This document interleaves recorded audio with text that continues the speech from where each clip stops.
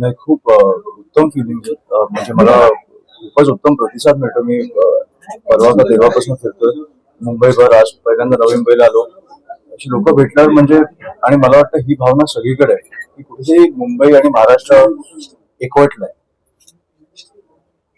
अजून तर मला वाटतं राजसाहेब आणि उद्धव साहेबांच्या सभा पण नाही चालू झाल्यात, पण ते जे दोन भाऊ एकत्र आले त्याच्यामुळे ज्या प्रकारे आपण सगळे एकवटलोय, हे मला वाटत नाही की पक्ष एकत्र आले, तर मला वाटतं की परिवार एकत्र आला. आणि आमचा परिवार नाही तर मला वाटतं की त्या दिवशी पण मी बोललो की माझा आणि आदित्यजींचा इंटरव्ह्यू होता शिवाजी पार्कला, आणि एक परिवार येऊन आम्हाला सांगितलं की हे आमचे वडील शिवसेनेचे आहेत आणि माझा मुलगा मनसेमध्ये. त्याच्यामुळे असे जे प्रकारे मी कधी कधी पक्षाचे पण वाद कधी कधी घरी होत असतील, ते पण आता थांबले. त्याच्यामुळे पक्ष नाही तर परिवार पण सगळे एकत्र आलेत. त्याच्यामुळे खूप उत्तम प्रतिसाद आहे. सर, मुंबई नवी मुंबई या एकंदरीत निवडणुकीत कसं बघताय, कसा प्रतिसाद? नाही, उत्तम. मी आता बोललो तसं मुंबई नवी मुंबईकडे नाही तर मला वाटतं की महाराष्ट्र एकवटलाय. कारण ज्या प्रकारे समोरच्यांचं सत्ताधाऱ्यांचा हुकुमशाही जी चालली आहे, हुकुमशाही व्हायच्या आधी मग 5 कोटी काय देतायत आणि अर्ज काय मागे घ्यायला लावतायत किंवा विकत काय घेतायत किंवा खून काय करतायत, हे विचित्र प्रकारे सगळी निवडणूक चालू आहे. ही मला वाटतं लोकसभा आणि विधानसभा आपण बघितली की पैसे वाटत होते, पण ही माझ्या आयुष्यातली बघितलेली सगळ्यात घाणेरडी निवडणूक आहे. केंद्र त्यांच्या हातात गेलं, राज्य त्यांच्या हातात गेलं, आता स्थानिक स्वराज्य संस्था पण त्यांच्या हातात गेल्या, तर संपलं. मला वाटतं आजच मी ऐकत होतो की पंजाब आणि तेलंगणा दोन्हीकडे स्थानिक स्वराज्य संस्थेच्या निवडणुका झाल्या, बॅलेट पेपरवर झाल्या. तिकडे एका ठिकाणी भाजप 4 नंबरवरती आणि 7 नंबरवरती दुसऱ्या ठिकाणी. इकडे हिंमत असेल तर घेऊन दाखवा ना. एवढी काय तुम्हाला भीती वाटते की तुम्ही 5-5 कोटी द्यायला लागलाय, विकत घ्यायला लागलाय? बरे, तुम्ही बोलताय की तुम्ही 2014 पासून हा विकास केलाय ना, मग एवढी कुठची तुम्हाला भीती वाटली? दोन भाऊ एकत्र आल्यावर आम्हाला काही फरक नाही पडत. मग दररोज 2 भावांबद्दल का बोलताय तुम्ही? ही भीतीच आहे ना. नाही तर तुम्ही काय कामं केली ते दाखवा, काय कामं करणार आहेत ते दाखवा ना. आम्ही त्याला आता बोलताना असं म्हटलंय की मुंबई साहेबांची खूप खूप खूप महत्वाचं विधान आहे. काय काय मुंबई साहेबांचीच असं म्हटलं ते.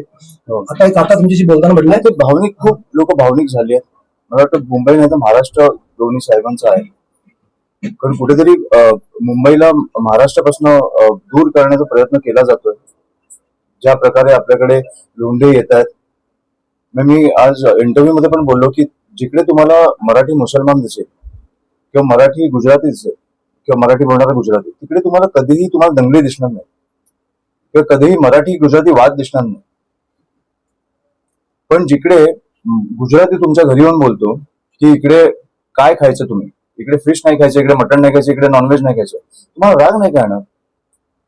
किंवा जिकडे इंडिया पाकिस्तानमध्ये पाकिस्तान जिंकलं, जिकडे मुंबईमध्ये तरी मी बघितलंय की बाईकच्या रॅलीज निघतात, हा तुम्हाला राग नाही करणार. ही कुठून तुमच्यात हिंमत आली?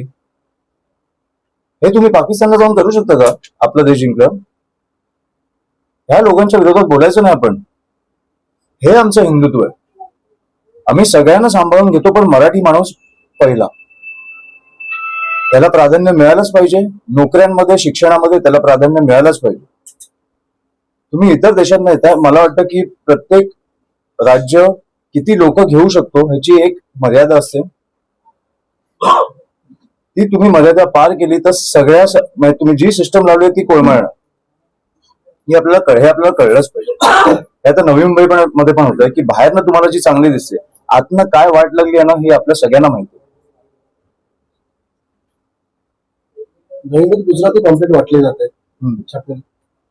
ते तुम्हीच सांगत या बस. अशा प्रकारे चालू आहे. तुम्ही एवढे वर्ष येता इकडे, व्यवसाय करता, तुम्हाला आमची भाषा शिकता येत नाही? एवढी कुठची मगरुरी? बरं, मी आज पण बोललो 2 भाऊ एकत्र आले हे शाळांमध्ये हिंदी सक्तीच्या विरोधात. वाद कुठे चालू झाले जेव्हा तुम्ही आम्हाला येऊन सांगता मैं हिंदी में बात करूंगा. अरे तू शाळेत आहेस का? तू कशाला दादागिरी करतो आमच्याच राज्यात येऊन? इकडे हे वाद चालू होतात. मला वाटतं ह्या मंत्र्यांचं ह्या पक्ष ह्या सत्ताधाऱ्यांचा काहीतरी आपण विचार केला पाहिजे. कुठेतरी आपण जागी झालो पाहिजे. महाराजांचा पुतळा तुम्ही बनवून ठेवता, तयार करून ठेवता आणि धूळखाट पडलाय. नाही, तुम्हाला महाराजांची किंमत नाही आता.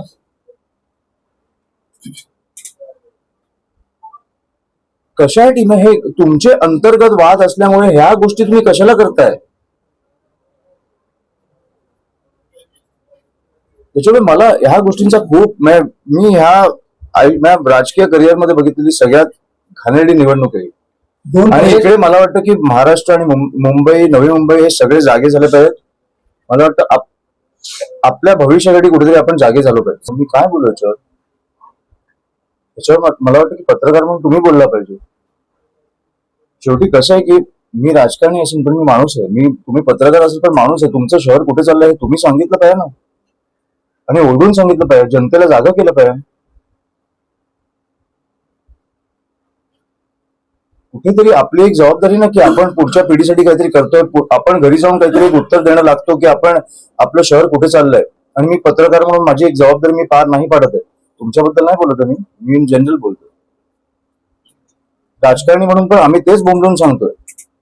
सर, आता दोन्ही बीजेपी शिवसेना असेल, एका घरामध्ये 4-5 तिकीटे घेतलेले वाटले गेलेले. हो, ते सोडा. सोलापूरमध्ये खून झालाय. तुम्ही काय बोलताय? उमेदवारी अर्ज मागे घेण्यामुळे खून झाला. आपण ह्या परिस्थिती आणून ठेवली. महाराष्ट्र ह्या स्तराला घसरलाय आपलं राज्य. कुठे नेतोय आपण? बरं, मुख्यमंत्र्यांना वेळ नाही. मला 2 दिवस मी वेळ मागतोय, मला भेटायला वेळ नाहीये. मी त्यांची वेळ मागतो, त्यांच्या लोकांशी बोलतो की तुम्ही प्रचारात कुठेही असाल मी येऊन भेटतो. मला या विषयावर तुमच्याशी बोलायचंय. आमचे जे लोक आहेत पक्षातली, त्यांना फोडण्यात ते व्यस्त आहेत. त्यांना भेटायला त्यांना वेळ आहे. भेटा, पण हा विषय महत्वाचा आहे. ह्याच्यात तुम्ही जरा भेटून काहीतरी कडक कारवाई करणार आहात की नाही? संवेदनशीलता संपलेली आहे. फोडाफोडीचं राजकारण प्रचंड मोठं धुरी गेले. संदीप देशपांडेंना हे घेण्याचा प्रयत्न सुरू आहे. हे तुम्ही पसरवताय उगाच. ते गेल्यावर आपण बोलू.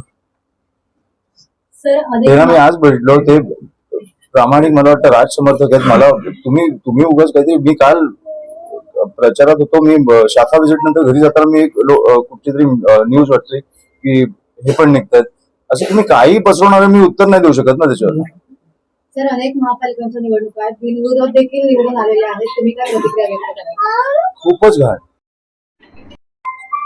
भीषण परिस्थिती आहे आपली. 70 ठिकाणी बिनविरोध निवडून येतात लोक. मी तेच बोललो ना की तुम्ही विकास केलाय ना, मग घाबरताय कशाला? समोरच्यांना पैसे देऊन विकत कशाला घेताय? सामोरे जा ना. लोकांचा हक्क कशाला तुम्ही घेताय त्यांच्याकडनं? 40 लाख दुबार मतदार हे महाराष्ट्रात घुसवले. त्यांचं आम्ही काय करायचं ते बघूच.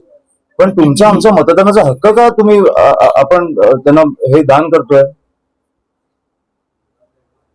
त्याच्यामुळे खूप महाराष्ट्रासाठी खूप भीषण निवडणूक आहे. आणि मला वाटतं आपण सगळे जनता म्हणून जागे झालो पाहिजे की काय परिस्थिती नेऊन ठेवू शकतात हे पुढच्या 5 वर्षात. सगळे सत्ता केंद्र त्यांच्या हातात गेले तर कुठेतरी विरोधी पक्ष हा जागा पाहिजे आणि तुम्ही जागा ठेवायला पाहिजे.